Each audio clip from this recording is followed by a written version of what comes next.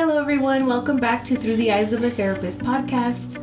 I'm your host, Crystal Martinez Acosta, licensed professional counselor. Welcome back to season 6 of the podcast. And today we're going to be covering Instagram posts and some of the maybe problematic things that they say or helpful things that they say. We will get into that with my guest, who you have heard on the podcast before, and I will ask her to introduce herself in a second. If you haven't gone to Instagram yet and followed me on there, please go to @Through the Eyes of a Therapist podcast and submit your questions, concerns, feedback. Also, please go to Apple Podcasts and submit a 5-star review if you have not done so yet. And go to TikTok and follow me on there. Watch me make a fool of myself. Anyways, we have Elisa Dobler back on the podcast, or Elisa D. So, I think we said hello. I think we said my last name last time, so I'm fine with that. Oh, okay. I wasn't sure. I know that in the first episode we called you Elisa D. Yeah. So some people might have followed us since the Elisa D days. Yes. Hopefully. Yeah. Yeah, hopefully. It's been a while though. I haven't been recording in a while.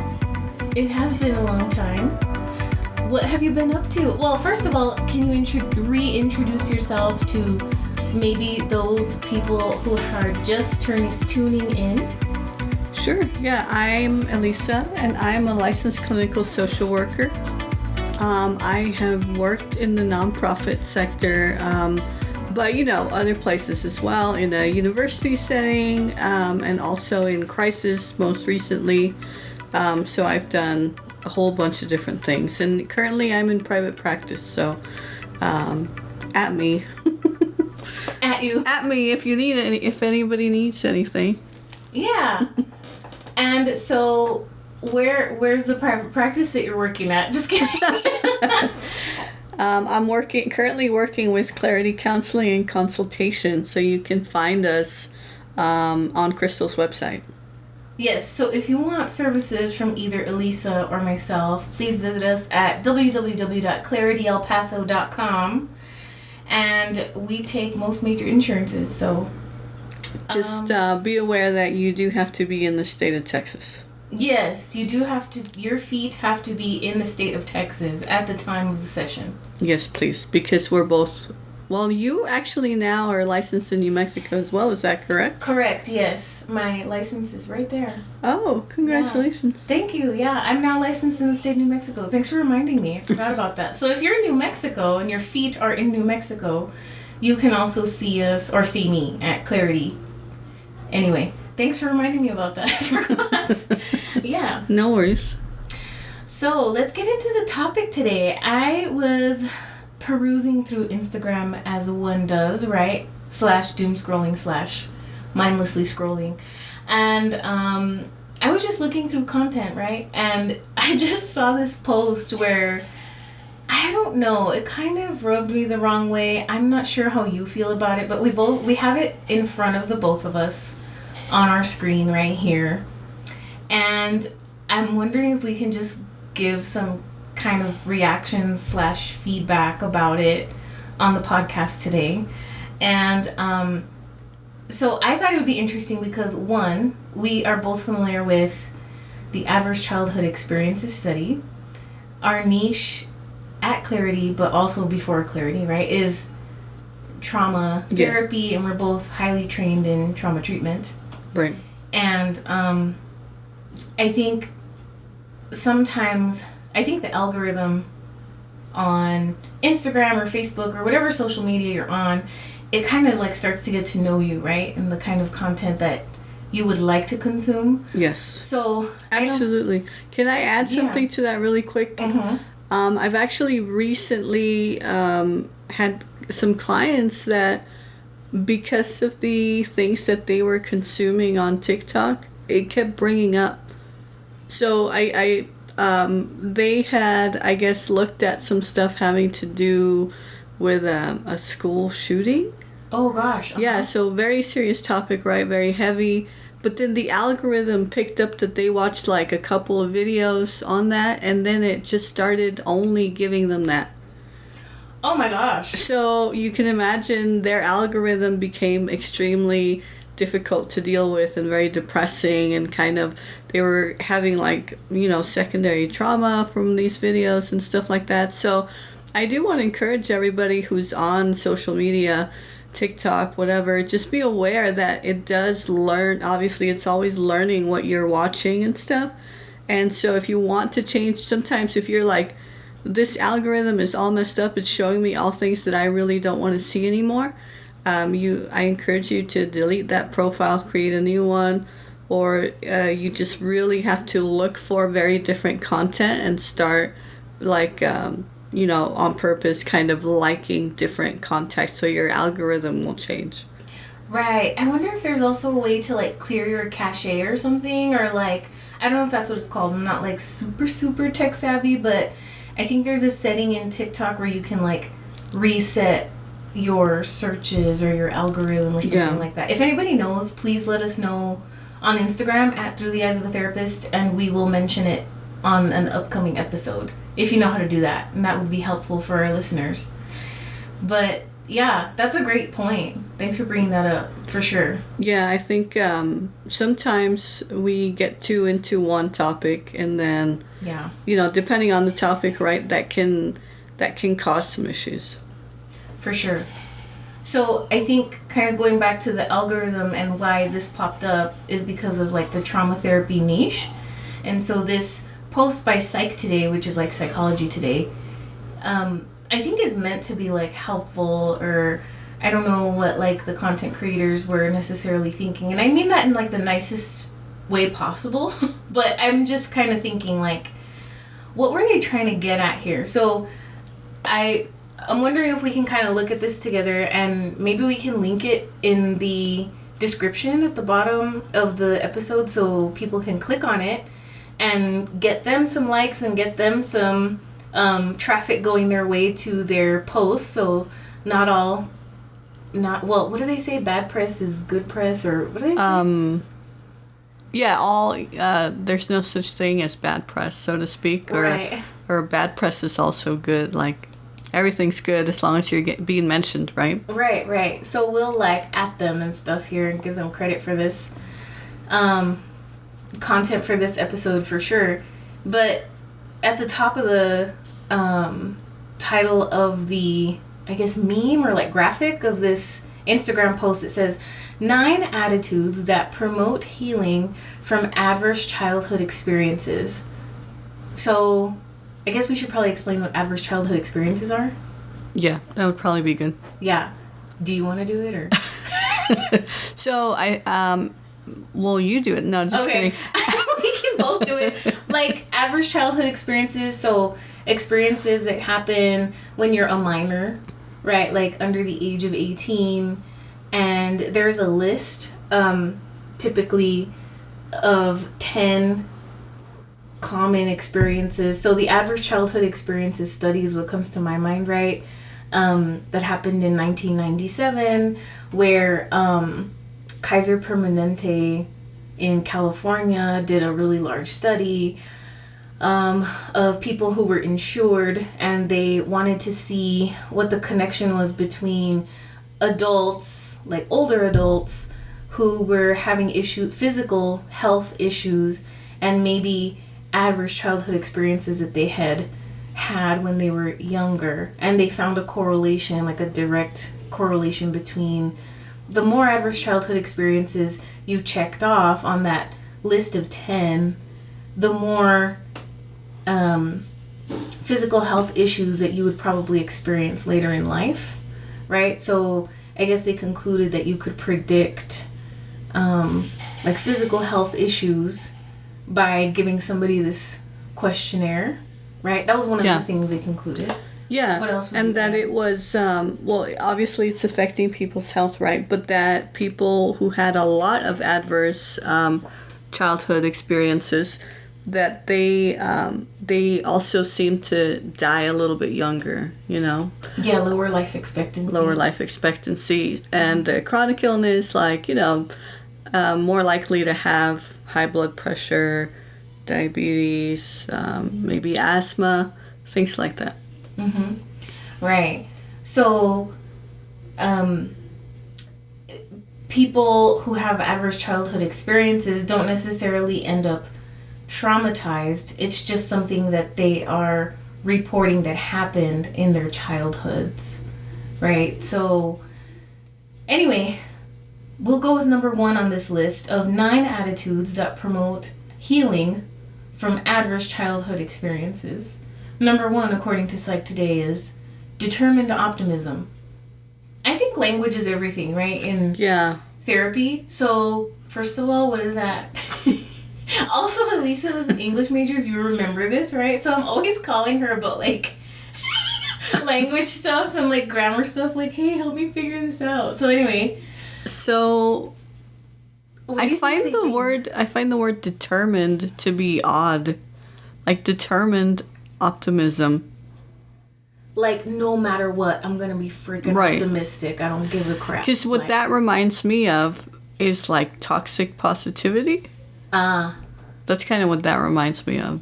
Yeah, like, I'm going to have a positive outlook no matter what. Like, you know, when somebody's going through a really tough time and you might have that friend that goes, oh, things could be worse. Right? And they're trying to be positive. They're trying to be helpful, but maybe they don't know how to be helpful. Mm-hmm. So they're just trying to give you, like, look on the bright side. Things could be worse, right? Yeah. Which to that person is not super helpful because they don't feel seen, you know, in that moment.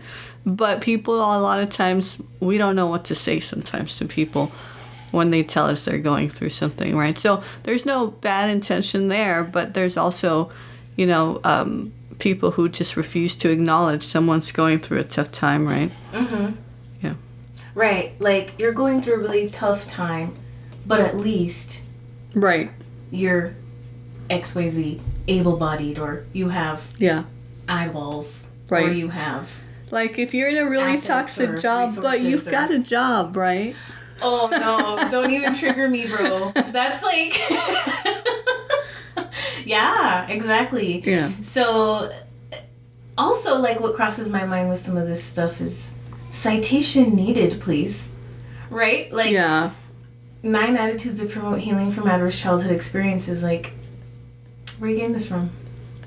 Oh, yeah. That is a good question. Just saying. I don't know. I mean, I know that therapists in our I'm thinking social workers, we have these ethical codes, right? And in our ethical codes, I'm assuming that in your ethical code as well as a social worker, we speak from research. We don't make exaggerated claims. Like, we gotta, like, when we say things on Instagram or on podcasts or whatever, like, we can't just be talking out of our butts. You know, we have to say stuff that is, like, backed by research. I don't know, I'm just saying. So, what is determined optimism? I'm not sure. I think they mean just, I guess you're more likely, right, to have, to be able to overcome these adverse childhood experiences if you lean more towards being optimistic, I think. But it's very unclear by the phrasing, determined optimism. Right. Yeah, I agree. It's a little bit unclear. So let's go on to the second one. Number 2 for 9 attitudes that promote healing from adverse childhood experiences is relaxed control. What do you think they mean here? So relaxed control, having a sense of maybe control, but not like I must control everything, like a sense of nervous, tense control, but maybe like... Yeah.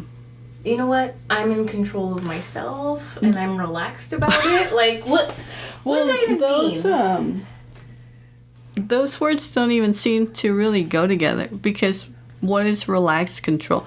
So, having a little bit of control, not being overly... anxious about controlling everything in your life, I guess. But that is, and once again, it's really the wording that is strange. It's not relaxed control. Like, how often have you ever said relaxed control? Never. I've never said this. They seem, what is that word? Is it like a paradox when they don't match each other? Or like they're opposite? Because control implies almost like tension, Yes. and then relaxation is like looseness, right? Yes. So it's like, how do those two words go together in a sentence? So yeah, so it's a, not paradox, but It's an oxymoron. okay. Yeah, relaxed control. I mean, again, you would not tell a client, I really recommend that you have relaxed control, because that would be super confusing to them.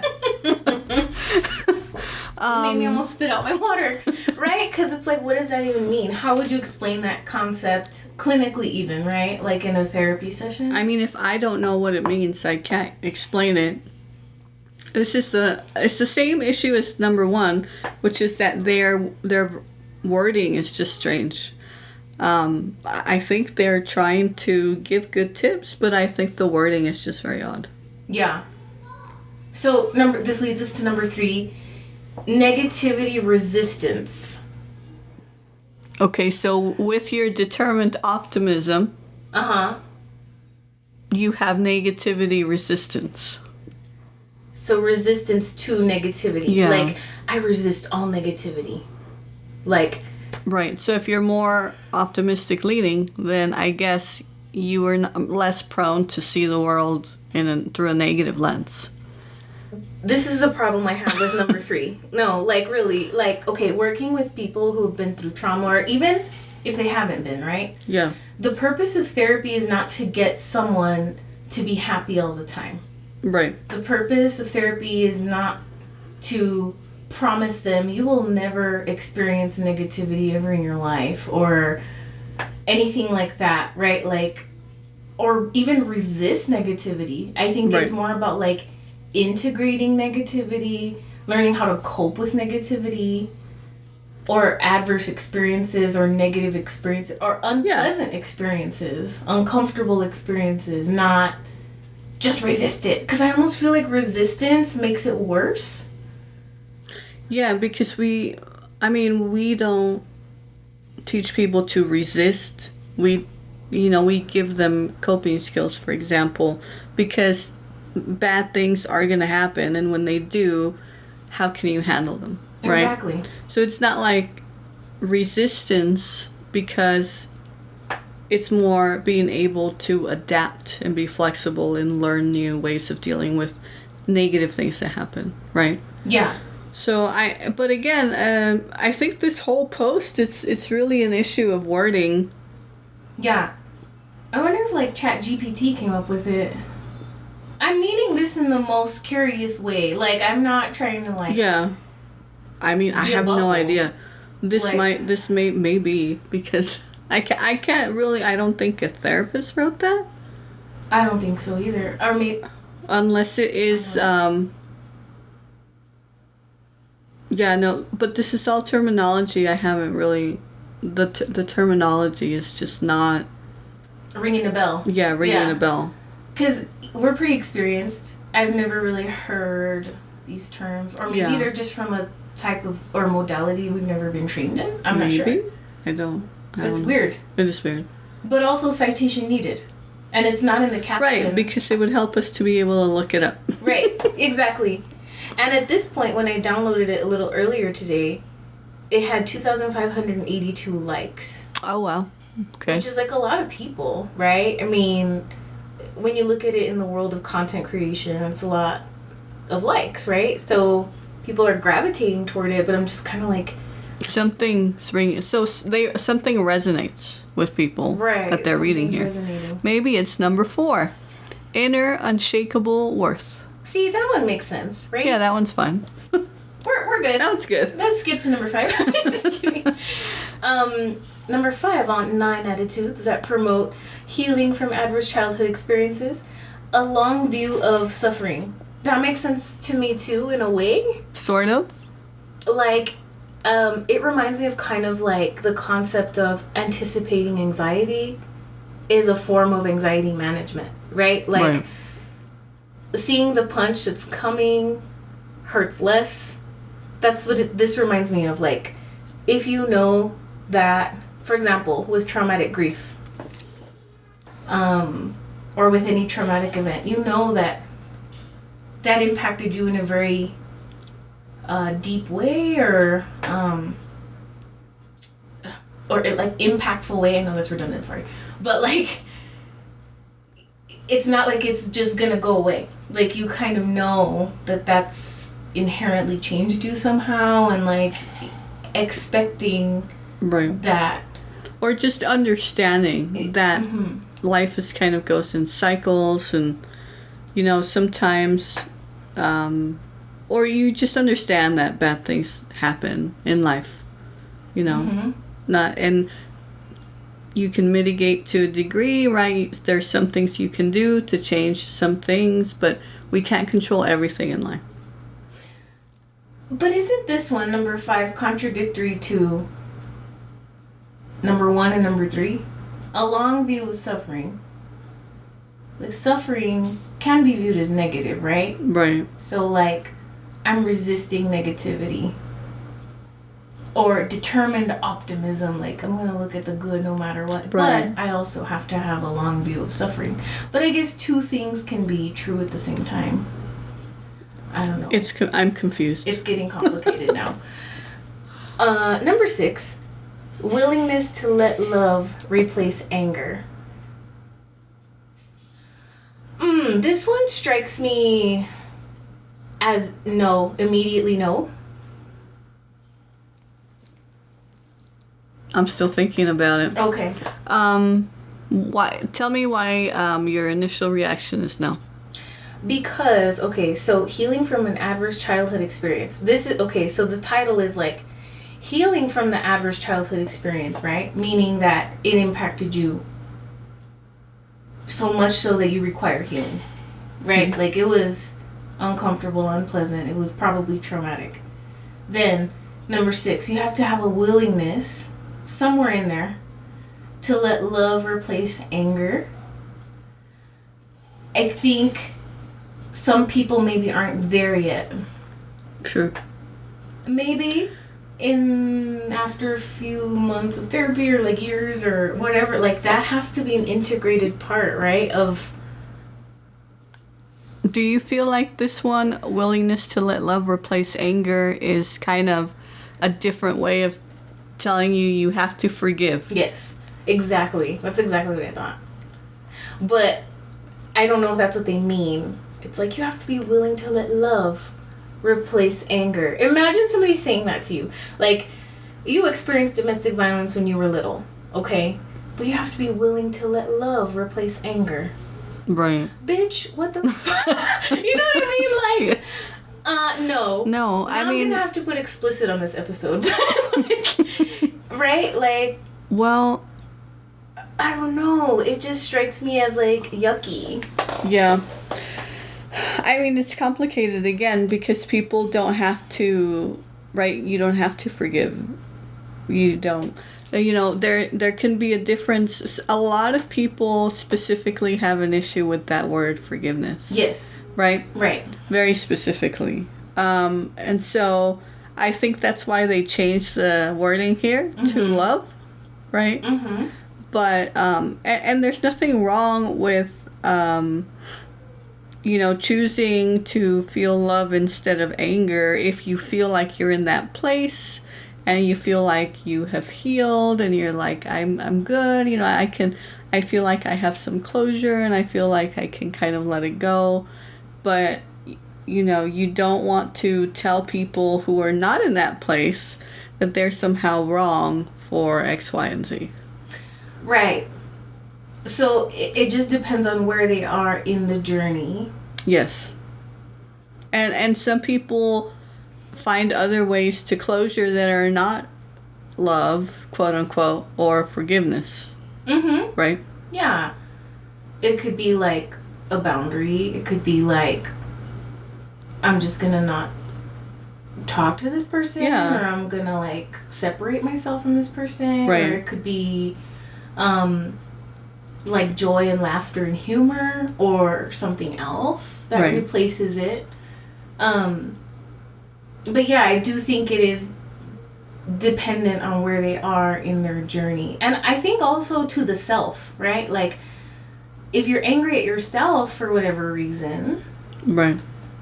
maybe a willingness to let love of self replace anger for self. I think that makes sense too. Yeah, for sure. But like, my immediate thought was like forgiveness, and I know that. I think especially as a trauma therapist specifically, the F word is like a Yeah. sometimes like hard pass, no, do not pass go, do not collect $200, like GTFO. So that's why I'm kind of like, I don't know about that. All right, number 7. 9 attitudes that promote healing from adverse childhood experiences. Meaning and purpose. Mm-hmm. That's kind of the same as number 4. Just having unshakable worth. It means you feel you have purpose in life. There's meaning, there's purpose. It makes you more resilient, right? Your place in the world. I don't really have an issue with 7. I don't either. I even think that like when we're trained in TFCBT, right? There's that last component of like making meaning out of something that has happened to you and right. like creating purpose out of it, and I think that could be really healthy to provide closure and to provide like a sense of like I have not overcome, but like I really integrated that, or I've really been able to heal from this thing because now I can like pay it forward in some sort of way or something like that, right? Like just for some people. I don't have a problem with number 7 either. Number 8 is sense of humor. Attitudes that promote healing from adverse childhood experiences. Sense of humor. Depends. I mean, I think so. I think a lot of people are able to kind of see their life through a lens of some humor, Or, yeah, I think it can be good. Yeah, the thing that I'm thinking of is like if a client or a person is laughing to cope with or mask or distract from trauma healing, or like, right? Yeah. Does that make sense? Yes. What I'm trying to say? I know that I've done that. I've been called out by my own therapist in the past for doing that. Like, that's really funny that this person did this to me, and they're like, that's super incongruent. Like, right. I would not be laughing if that happened to me, or that doesn't sound funny even just like as a third person view, like hearing this objectively. Right. It's like, oh. Yeah. But sense of humor is for a lot of people a coping skill, right? Mm-hmm. And so as long as it's not like getting in the way of kind of processing those feelings and those emotions and the events, and it's okay. Yeah. I think we all kind of, I think especially jobs that are difficult, people who work in those jobs kind of have to have a sense of humor about life, and the work specifically. Yeah. Yeah, like a lightheartedness or something about it. And especially with adverse childhood experiences, I can see how humor can be helpful. And the last one is compassion for both self and others. Do you have a problem with that one? I don't. Yeah, no, I don't either. I mean, see, that one is very clear. Yeah, it's like ChatGPT did not mess that one up. Like, and this is the problem with the post. It's like either they are very clear, and there's no doubt, right, what they mean, or it's completely vague and it's not. It doesn't make sense. Yeah, like maybe the person who wrote it didn't necessarily think through how the reader was going to interpret it. Like they didn't fully operationalize, for example, determined optimism. Right. What does that mean for the general public or even for a therapist? Like how, like if a client were to bring this to me and be like, I found this list, like can we go over it and see how I can like use this as some sort of coping skill? I'd be confused for Yeah. some of them, you know. I'd be like, maybe this is what they mean. I'm not sure.